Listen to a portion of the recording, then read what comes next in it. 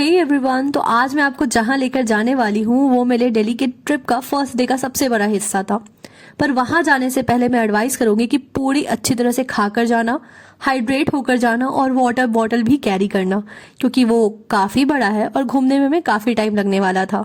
तो buckle up, क्योंकि मैं आपको हिस्ट्री का वो टूर देने वाली हूँ, वो इन्फॉर्मेशन देने वाली हूँ जो मोस्टली हम लोगों के पास नहीं है, बट उस जगह को हम सभी जानते हैं। तो चलिए मैं लेकर चलती हूँ आपको लाल किला के एक ट्रिप पे और समझाती हूँ वहाँ की हिस्ट्री और रिच कल्चर के बारे में।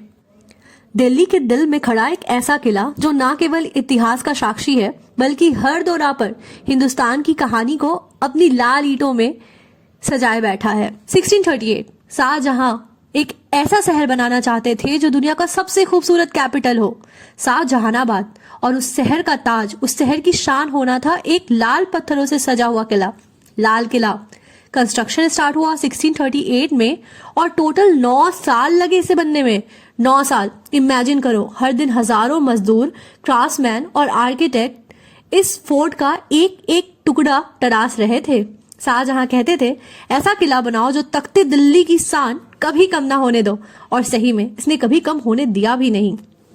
आपको पता है रेड फोर्ट का डिजाइन उतना सिंपल नहीं है जितना दूर से लगता है। फोर्ट के बीच से एक रॉयल वाटर कैनल गुजरती थी, नहर बिशित। इस नाम का मतलब होता है जन्नत की नहर। ये कैनाल यमुना नदी से डायरेक्ट पानी लाती थी और दरबार, शीश महल, सब जगह एक कूलिंग सिस्टम की तरह काम करती थी। फोर्ट के अंदर 26 से ज्यादा सीक्रेट स्ट्रक्चर्स हैं, private halls, audience rooms and what not. Red fort का सबसे रॉयल पार्ट है दीवाने खास। उसके बारे में ऐसा कहते हैं, वहां लिखा है अगर जमीन पर कहीं जन्नत है तो वो यही है, यही है, यही है। यहाँ मुगल एम्पायर्स अपना प्राइवेट कोर्ट लगाते थे, जहाँ गोल्ड प्लेटेड थ्रोन्स होते थे, सिल्वर के पिलर, शीशे काम, लिटरली एक जन्नत। यहाँ रंग महल था जिसे इम्प्रेस के लिए बनाया गया था। बट रेड फोर्ट ने मुगल एम्पायर का उठना भी देखा और गिरना भी देखा। शाहजहां के बाद औरंगजेब, फिर उनके बाद एम्पायर धीरे धीरे वीक होता गया, लेकिन रेड फोर्ट अभी तक खड़ा है। जब 1857 का रिवॉल्ट हुआ था, बहादुर शाह जफर को इसी फोर्ट में अरेस्ट किया गया था।